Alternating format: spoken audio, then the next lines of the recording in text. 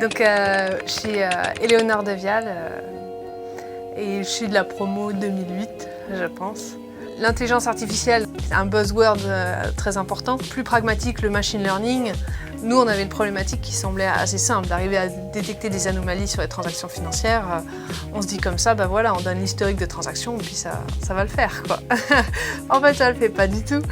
C'est vraiment un travail de fourmi, d'injecter des connaissances métiers pour essayer d'aiguiller l'algorithme pour qu'il n'arrive pas à se perdre sur des identifiants techniques ou des informations qui n'ont aucun intérêt.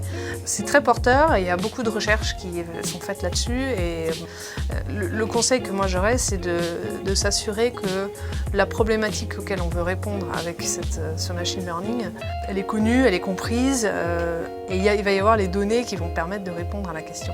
Machine learning, c'est bien et ça marche très bien dans certains cas, mais ça reste très cadré. Et on le voit même dans les applications de tous les jours, ce qui marche bien, enfin même quand on commence à taper dans la barre Google, on voit juste que c'est des statistiques qui vont compléter la phrase parce qu'il y a 10 000 personnes avant vous qui a tapé cette phrase.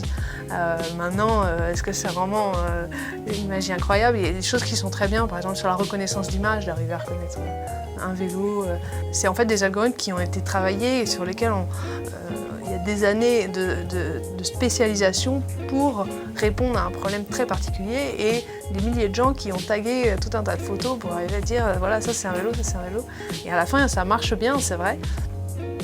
Mais encore une fois, c'est précis et pointu, quoi. Donc apprendre avec des pincettes et malgré tout c'est porteur, donc il y a beaucoup d'entreprises qui veulent innover, donc qui ont des budgets innovation, qui embauchent des gens, des équipes, donc c'est très intéressant d'aller tenter de voir si tel ou tel algorithme pourrait répondre à des problématiques chez des clients. Le machine learning, c'est très axé sur les données sur lesquelles la machine va pouvoir apprendre, quel type d'algorithmes vont être utilisés. Donc, c'est d'être capable de comprendre la donnée sous-jacente et qu'est-ce qu'on manipule et qu'est-ce qu'on essaye d'en extraire. C'est très important et ça aussi, c'est une expérience que j'ai acquise au fil des années après avoir travaillé, quoi.